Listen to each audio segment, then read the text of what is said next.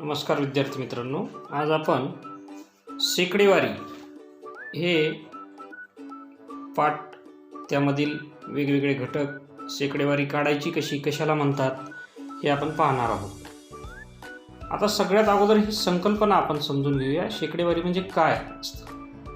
आता आपल्याला कुठं सूचना दिसते, हे तुम्हाला एक धरणाचं चित्र दिसत आहे। या धरणामध्ये 58 आणि त्याच्या बाजूला एक तिरपी रेष आणि या तिरप्या रेषेच्या दोन्ही बाजूला एक एक गोल छोटंसं काढलेलं दिसते शून्यासारखं। आता वर एक सूचना आहे, पाणी जपून वापरा, धरणातील पाण्याचा साठा 58, ते जे चित्र काढलेलं आहे त्याला म्हणतात टक्के, 58% राहिलेला आहे। आता तुम्ही कधी कधी घरी तुमच्या मोबाईल चार्ज करतात। या मोबाईल चार्ज करत असताना जेव्हा आपण स्विच ऑफ करून मोबाईल चार्ज करतो त्यावेळी आपल्याला मोबाईलमधील बॅटरी हे असे टक्केवारीमध्ये दाखवले गेले, बॅटरी किती चार्ज झाली हे टक्केवारीत दाखवते। आता इथं तुम्हाला आकडा दिसतोय की 43% हा मोबाईल चार्ज झालेला आहे, म्हणजे खालून लाल रंग जो दिसतो तो तेवढा भरलेला आहे। म्हणजे बॅटरीमध्ये विद्युत साठवून ठेवण्याची, वीज साठवून ठेवण्याची जी क्षमता आहे ती समजली आपण 100 एकके असेल तर त्यातील 43 एकके भरलेली आहेत। आलं का लक्षात? 100 एककांपैकी किती एकके भरलेली आहेत? 43 एकके भरलेली आहेत। या ठिकाणी धरणातील पाण्याचा जो साठा आहे, समजा साठवण्याची या धरणाची क्षमता 100 एकके असेल तर 58 एकके पाणी हे या ठिकाणी काय झालेलं आहे? भरलेलं आहे। म्हणजे 100 पैकी 58 भाग हे भरलेलं आहे। म्हणून त्याला 100 पैकी जे भाग दाखवलेले असतात त्याला या तिरप्या रेषेमध्ये टक्के असं म्हणतात। म्हणजेच 58% हा भाग जो आहे तो या धरणाचा भरलेला आहे। याला शतमान असं सुद्धा आपण म्हणतो। आलं का लक्षात? त्यानंतर आता इथं 100 भाग, 100 एकके त्या तळ्याची साठवण क्षमता असेल तर त्यातील 58 एकके ते तलाव, ते तळे भरलेले आहे। मग आता ही माहिती अपूर्णांक स्वरूपात अशा पद्धतीने आपण मांडू शकतो। समजा एखाद्या तलावाची 50% क्षमता भरलेली आहे, हे टक्केवारीचे चित्र असतं। तिरपी रेष आणि त्याच्या बाजूला 2 ठिपके दिलेले असतात किंवा गोल केलेलं असतं। तर 50% म्हणजेच जर 100 भाग किंवा 100 एकके भरण्याची क्षमता असेल तर त्यापैकी 50 एकके भरले। अशा प्रकारे आपण ही अपूर्णांक स्वरूपात माहिती मांडू शकतो। म्हणजेच हे शून्य काढलं, याला पुन्हा संक्षिप्त रूप आपण देऊ शकतो। शून्य काढलं, 5 एक 5, 5 दोन्ही 10, म्हणजे 1/2। अपूर्णांकाच्या भाषेत आपण 4थी पासून शिकत आलो की 1/2 म्हणजेच अर्धा, म्हणजेच 50% म्हणजे ते तलाव जो आहे ती त्याची क्षमतेच्या अर्धे या ठिकाणी काय झालेलं आहे? भरलेला आहे। एखाद्या कुठलाही भरणारा भाग असेल, अलग लक्षात, किंवा झालेले काम असेल, त्याच्या 25% हे काम झालं असं समजावं तर ही माहिती अपूर्णांक स्वरूपात कशी लिहायची? 25% म्हणजेच एक समजून घ्यायचं की 100 भागापैकी हे काय आहे? 25 भाग झालेला आहे काम। ही माहिती आपण अपूर्णांक स्वरूपात करायला। आलं का लक्षात?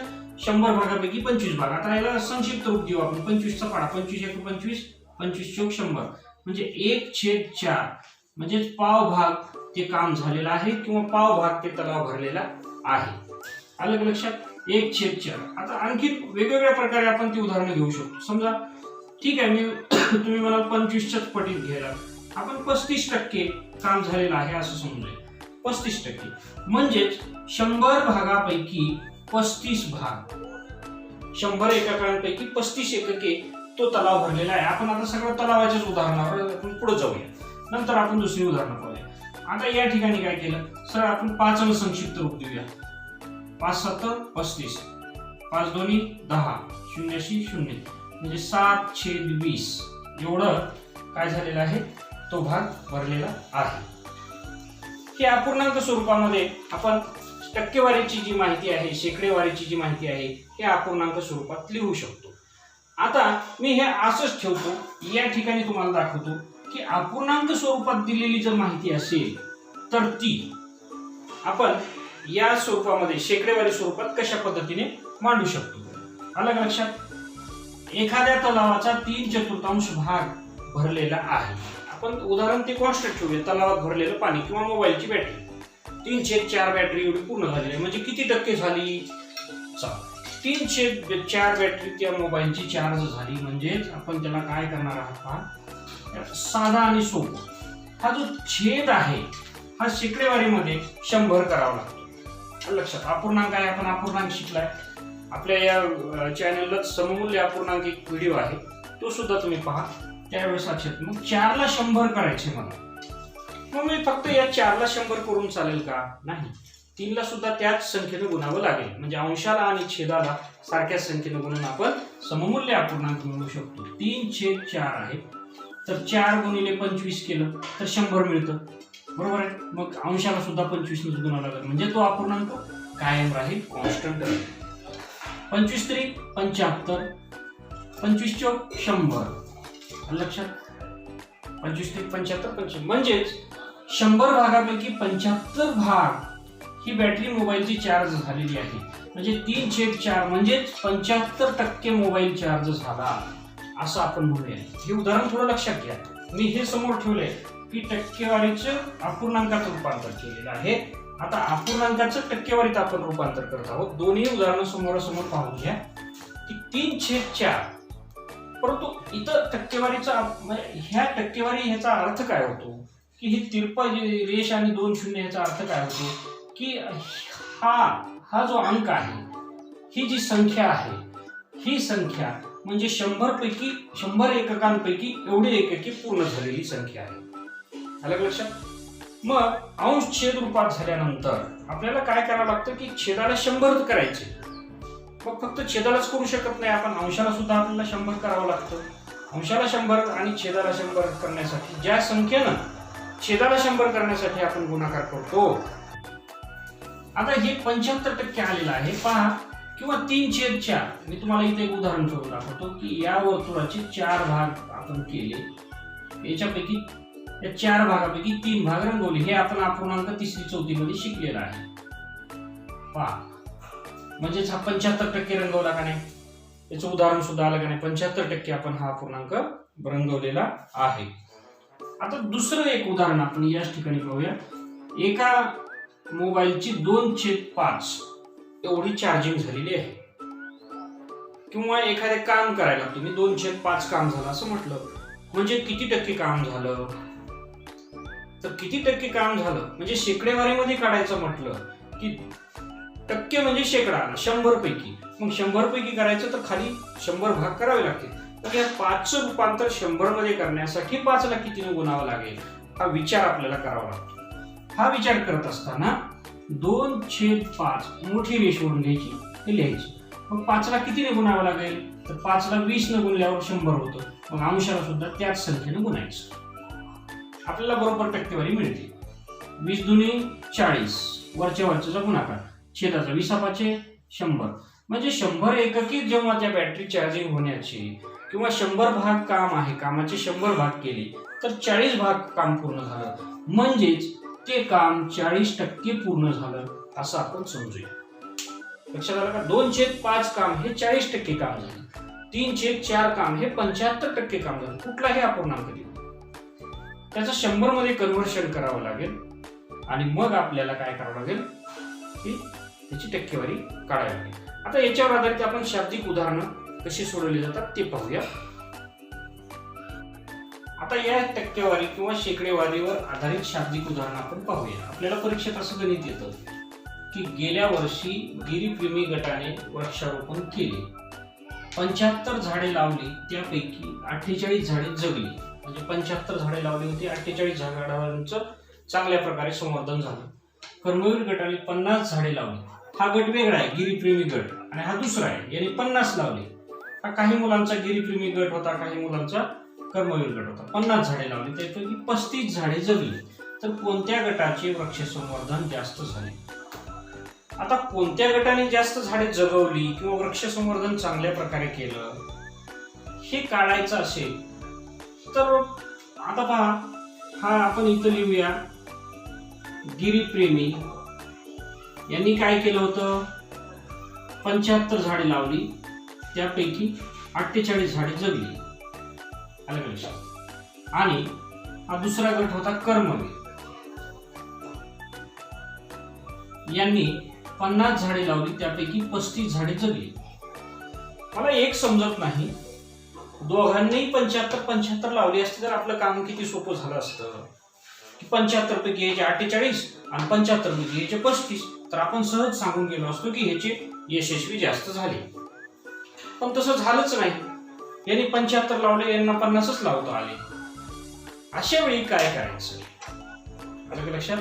तर अशा वेळी आपल्याला काय करावं लागतं, 100 झाडे प्रत्येकाने लावली असती तर किती यशस्वी झाली असती, म्हणजे ह्या कामाचं 100 एककांमध्ये रूपांतर आपल्याला करावं लागेल, म्हणजेच यांची टक्केवारी काढावी लागेल. आलं का लक्षात? बरं, 100 एककांमध्ये रूपांतर करत असताना आपल्याला पुन्हा इथं गुणोत्तर प्रमाणचा आधार घ्यावा लागतो. गुणोत्तर प्रमाण, आता तुम्हाला वर एक आय बटन येईल, त्या ठिकाणी तुम्ही जर क्लिक केलं तर गुणोत्तर प्रमाणचा व्हिडिओ सुद्धा तुम्हाला लगेच पाहता येतो. आलं का लक्षात? तर मग या लावलेल्या 75 झाडं आणि इथं 50 झाडं, जगलेले 48 झाडं, इथं 35 झाडं, म्हणजे या गटानं यांचं काम आपल्याला शेकडेवारीत करावं लागलं. म्हणजे 100 लावले असते तर यांची किती जगली असती, आणि यांनी पण 100 लावले असते तर किती जगले असते, किंवा यांचं काम किती टक्के झालं, शेकडा किती टक्के झालं. यांनी 75 लावली, ह्या 75 झाडांना रूपांतर आपण 100 एककांमध्ये केलं. लक्षात आलं का मी काय म्हणतो? 75 झाडांचं रूपांतर आपण 100 एककांमध्ये केलं, त्यापैकी 48 झाडे जगले, म्हणजे 100 एककांपैकी किती झाडे जगली. यांच्या 50 लावलेल्या झाडांचं काम आपण रूपांतर 100 एककांमध्ये करणार आहोत, आणि 100 एककांपैकी हे 35 एकके म्हणजे 35 झाडे लावलेली, याचं सुद्धा 100 एककात रूपांतर करून टक्केवारी काढणार. म्हणजेच गिरीप्रेमी झाडांनी लावलेल्या झाडांची टक्केवारी म्हणजे शेकडा ए झाडे लावली, आणि यांनी शेकडा बी झाडे लावली.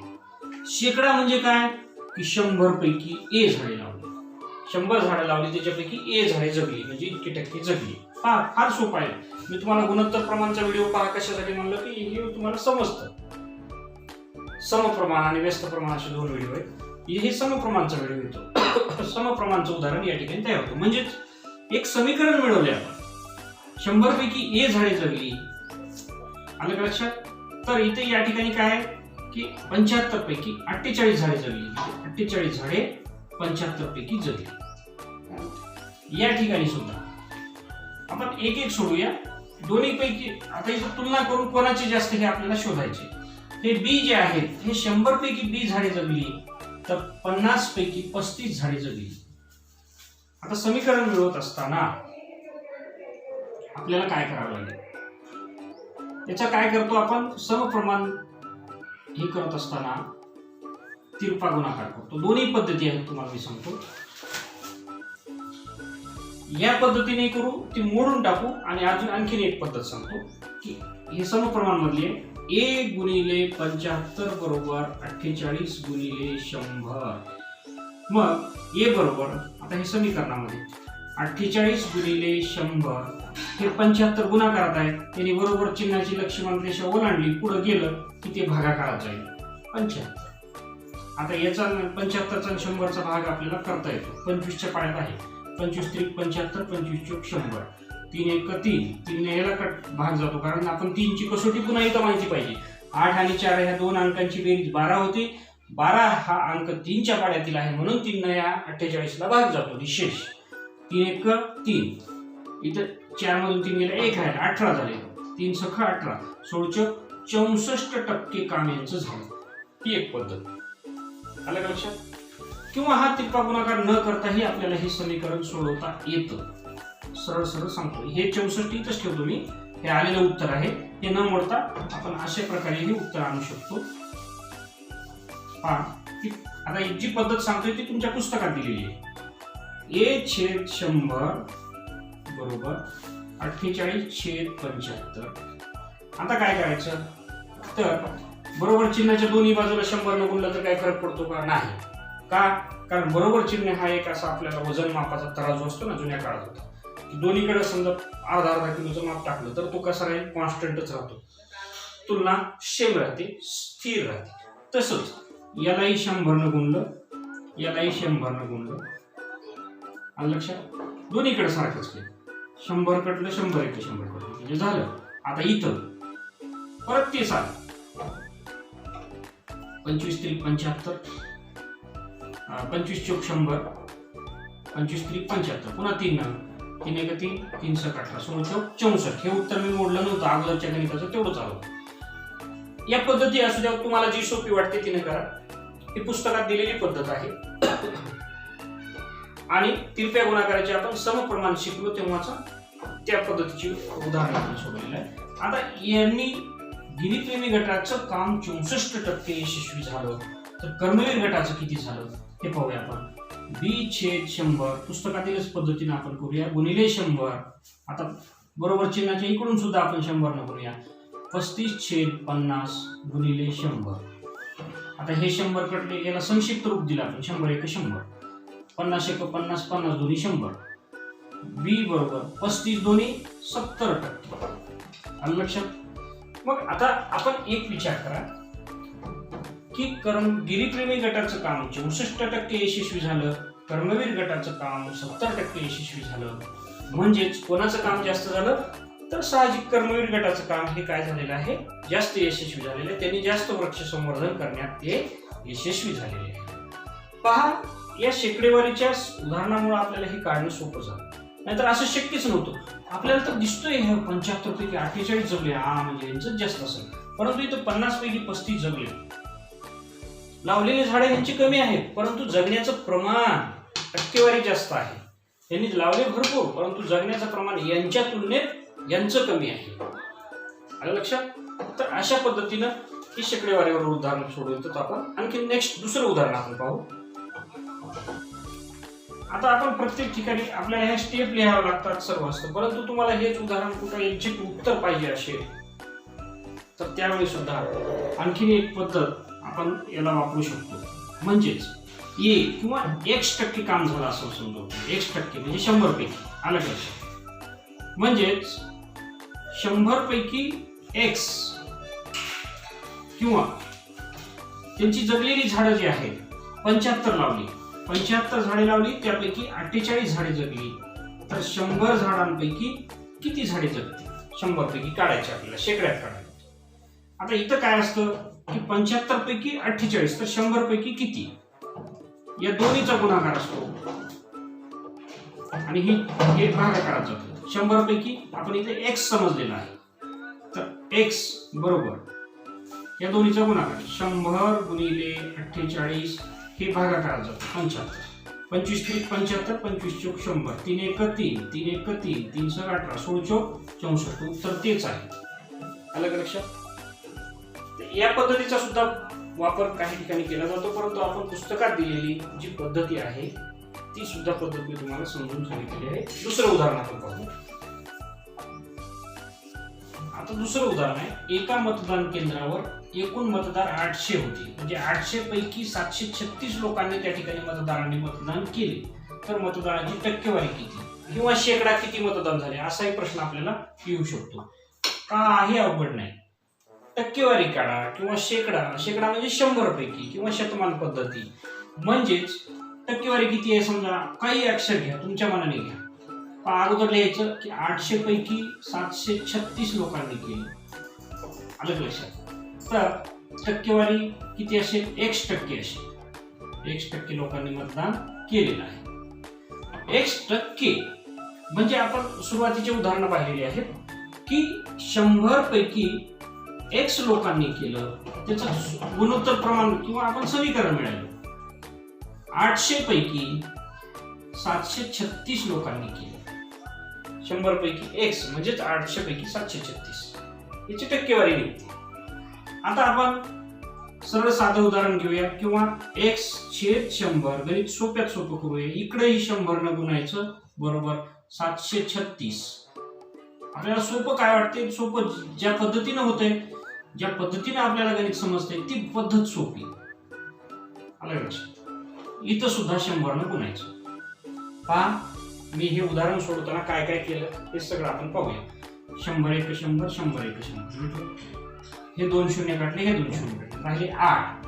आता 8 ने याला संक्षिप्त रूप देऊया.